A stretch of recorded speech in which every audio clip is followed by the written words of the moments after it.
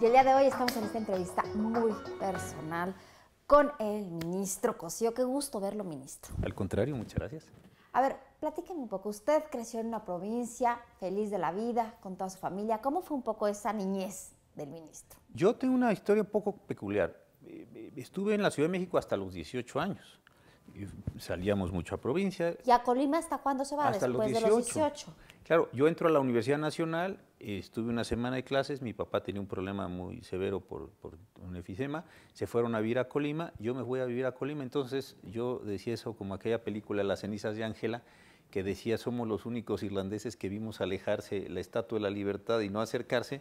Yo decía, yo creo que fui de los poquísimos que se fue a provincia a hacer la carrera cuando la mayoría de la gente venía a provincia, ¿no? Nos cruzamos ahí con casi toda la gente, es algo un poco raro, pero pues así me tocó. ¿Cómo fueron esos años en la Universidad de Colima? Muy bonitos. Yo llegué allí, empecé a trabajar en el segundo semestre, casi comenzando, y trabajaba en las mañanas, iba a la universidad en las tardes, hacía deporte, iba a un grupo de análisis de filosofía con un conjunto de personas, a un taller de redacción de literatura. El mar está a 40 minutos, la montaña está a 40 minutos, de verdad que fueron años espléndidos los que viví ahí en la ciudad de Colima. Y desde ahí surge su amor por la literatura, por empezar a escribir, porque tiene muchos títulos. Sí, de hecho allí se abrió como siempre, una revistita de estudiantes y yo empecé a colaborar. Y después estuve como un año de profesor de obreros en un centro universitario de educación obrera, fui profesor de obreros un año, y hicimos un folletito de preguntas y respuestas en materia laboral, allí con algunos dibujos muy agradables para repartírselos precisamente a los obreros. Entonces también ahí empecé haciendo ahí algunas cositas. Escribí en el periódico, el suplemento dominical, el Diario de Colima. En fin, tuve ahí algunas intervenciones pues, bien agradables. De los libros que ha hecho, ¿cuál es el que más le ha gustado? Pues acabo de terminar uno que se llama La Justicia Prometida. Es un libro que analiza el Poder Judicial de la Federación de 1900 a 1910, y en ese me entretuve mucho y me gustó mucho porque se mezclan muchas cosas, algo de geografía, literatura, arquitectura, datos políticos, el análisis de quiénes eran los ministros en la vida social. Ese libro me ha tenido, me tiene encantado, la verdad, porque le puse muchas cosas tratando de encontrar qué era la Suprema Corte, los ministros, la justicia, digamos, en ese periodo tan importante en la vida del país. A ver, ¿a qué hora tiene tiempo para poder escribir? Porque entramos aquí en su oficina y vemos la cantidad de asuntos, de expedientes, que es impresionante, se tienen que leer todos.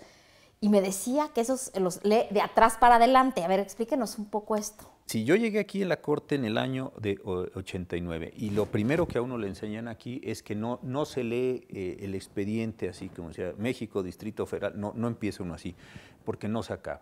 Lo que uno ya ve los puntos resolutivos, es decir, qué se decide, la justicia le da un amparo y protege, se sobresee lo que sean los términos técnicos y uno va buscando la información para respaldar esa cuestión. Y ahí es donde uno, pues ya como todos los entrenamientos, empieza a encontrar inconsistencias, errores, defectos, y es una forma de leerlo, ¿no? Y a ver, aquí, ¿cuándo decide, cuándo se visualizó ya en la Corte diciendo quiero llegar a ser ministro de la Corte?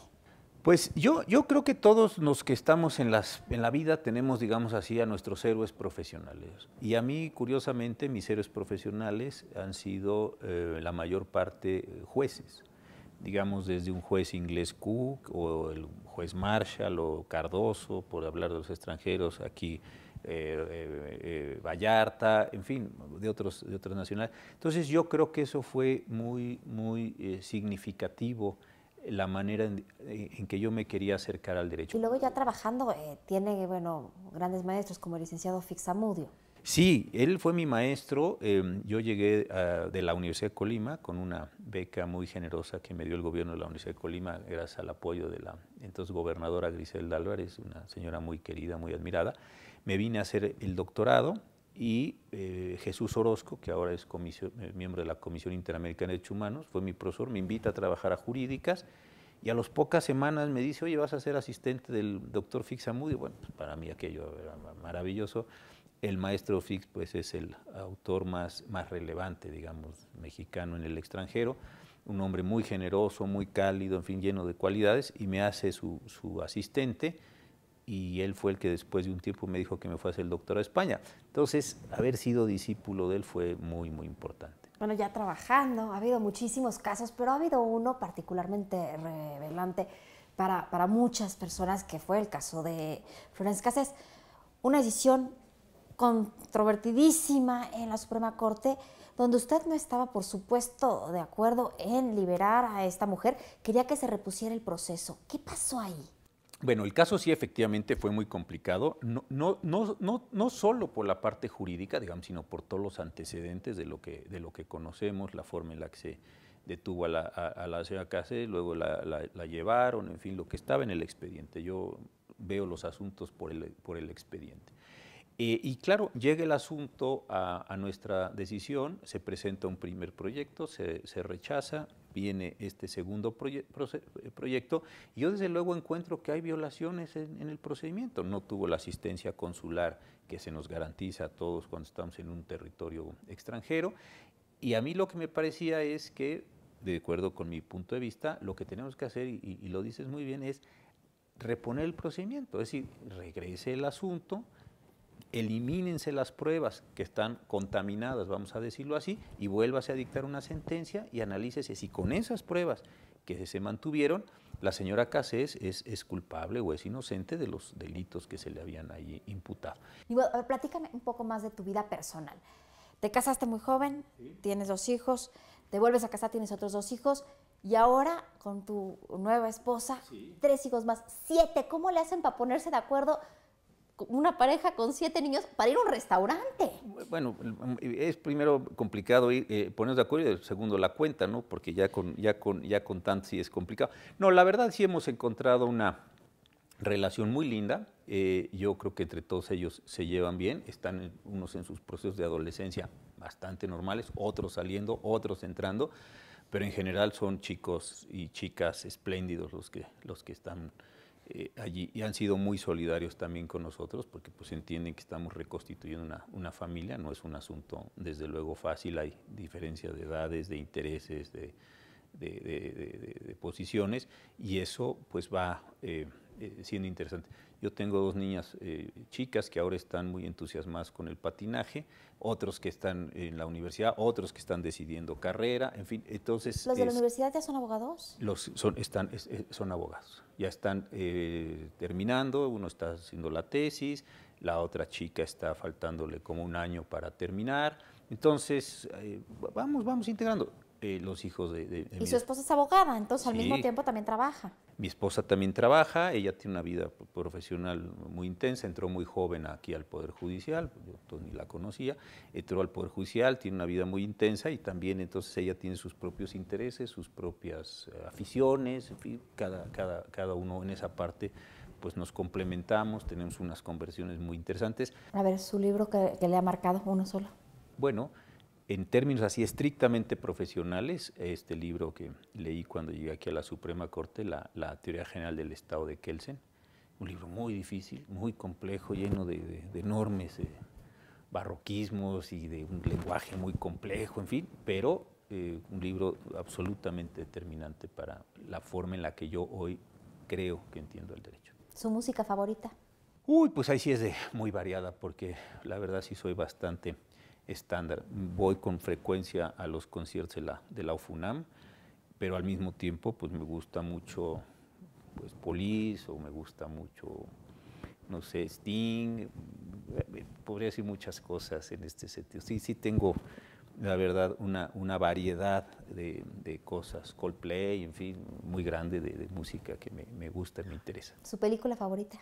Pues yo creo que voy a caer en un lugarzazo común, pero El Padrino 1 y 2.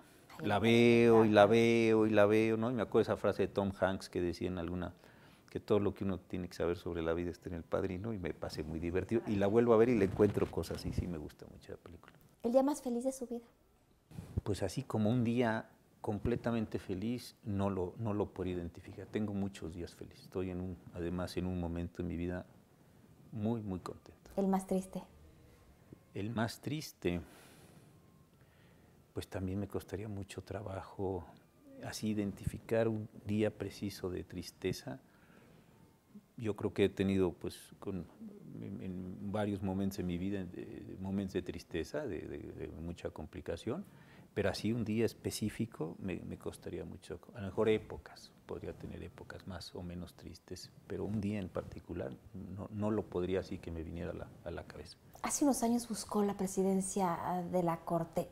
¿Qué pasó ahí? ¿Y la va a seguir buscando? ¿Ya no la va a buscar? No, a ver, yo tenía la idea de ir buscando la presidencia, pero sin embargo, y escribí una carta, la publiqué, recibió alguna atención, algunas críticas, algunos reconocimientos, pero yo lo que creo es que hay dos tipos o muchos tipos de personas. Hay quien les gusta la administración. A mí en lo personal no disfruto mucho la administración de las cosas, estar sabiendo que si se hizo o no se hizo. A mí, pues yo me formé como profesor, ahí es donde he destinado la mayor parte de mi vida, ahora como juez, y a mí realmente lo que me gusta son los problemas jurídicos. No lo digo en un sentido peyorativo, porque así algunas personas lo entendieron como si yo despreciara la actividad y a quienes la realizan. Yo creo que hay personas que tienen intereses distintos a los míos. Ya cuando se fue acercando la posibilidad, esto lo hablaba mucho con el ministro Gudiño, sobre la posibilidad de ser presidente, yo creo que ya ver la totalidad de las cargas, el tamaño del Consejo, en fin, yo creo que me gusta más ser ministro, creo que puedo contribuir más siendo ministro, tengo mayores intereses como ministro, que insisto, llevando una parte administrativa que por lo demás nunca he hecho. Lo más grande que he administrado fue el Departamento de Derecho del ITAM por 9 años, pero bueno, eso es, entre colegas estábamos todos en una condición muy horizontal y desde luego apoyado por la estructura general del ITAM. Entonces, realmente no es una parte de la vida que yo disfrute y que me genere mayores motivaciones. Compléteme esta frase. ¿El ministro Cosío es? Pues yo creo que una buena persona. Muchísimas gracias. Gracias.